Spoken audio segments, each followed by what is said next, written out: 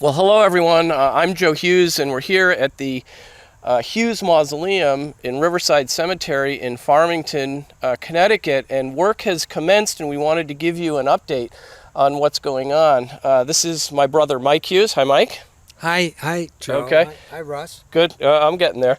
And this is Russ Burtt. And Russ, you work for Joseph Gnazzo Company. You're the contractor for this. Could you give us an update on what's been done and how things are going?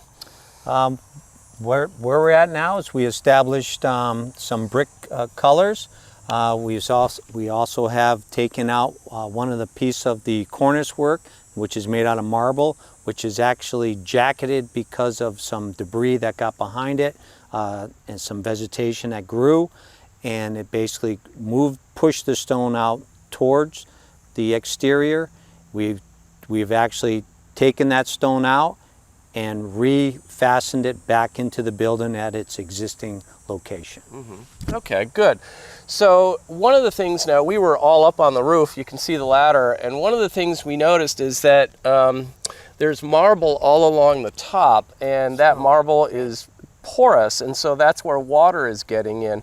Mike, tell me a little bit about that discovery and what you think we can do. I mean, the idea is to keep water from getting in, right? Right. The marble is very porous, and the joint between the stone roof and the marble is not been successful because of the plant life that's gotten in behind it and pushed the marble out. So water's been getting behind the marble, and you can see the resulting damage to the corners. We're talking about flashing that top of the marble because it's very porous. Water's getting in. It's already got cracks in it, and to prevent the water from getting in, because eventually the water will expand and freeze and expand and start cracking the marble. Mm-hmm. So Russ is going to get us, a quote on some stainless steel flashing to cover that up. Then we're done with that. That'll never be an issue. Okay, so the priority right now, Mike, if I'm hearing you right, is to secure the roof, right? To keep water from infiltrating the roof, and then we'll work our way down. Is that right? Yeah, and Russ is they're gonna start doing brickwork. What, this coming week? Next week? Middle of next week. Yeah, okay. Middle of next week.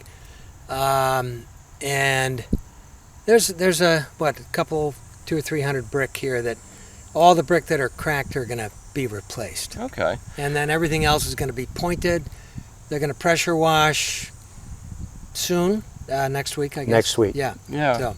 Now, we were all up on top of that roof, and Russ, you do this for a living, so you've seen a lot of masonry and this type of architecture and construction. Now, you were pointing something out about the unique construction of those stones up on that roof. What can you tell us about that?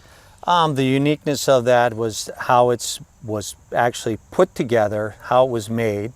There's some pieces up there that are 13 feet long that are one complete stone.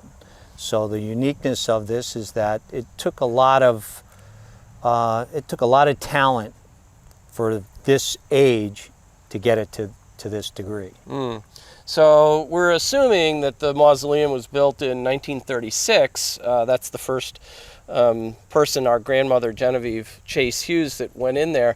And Russ, generally speaking, about this structure and the architecture and the construction, what is there uniqueness to it? Is there something special about it? Well, it's the uniqueness is that the quality of what they put into this structure is very good. Mm-hmm. I'm very impressed on how much they put into it architecturally, and they took means and methods of actually making sure that this structure was going to last mm-hmm. as it has, mm-hmm. Versus the water and vegetation just kind of Mother Nature just kind of taking over and kind of creating this type of scenario that we have now. Right. So the issues that we're dealing with are not necessarily unusual. It's just that there hasn't been much maintenance lately, right? Right. Exactly. Yeah. Exactly. Okay. Well, Russ, thank you very much for the work that you guys are doing. We appreciate your appreciation and the care that Gnazzo is taking with this. Mike, thanks so much for the work that you're doing.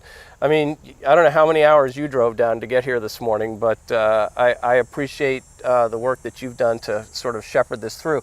And thanks to all of you who have contributed to fund this restoration effort. You know, we're looking to get this thing restored and sealed up and secure and stable for another 100 years. You know, we're coming up on 85 years or so since this mausoleum was built. So we want to thank those of you who made financial contributions. It is not too late. We still can use financial contributions to help. You know, with any restoration project, right, Russ, you always find things that were not expected, and that's actually the case with this flashing. So you can contact me or contact Mike. Mike has been handling the finances. It's completely anonymous.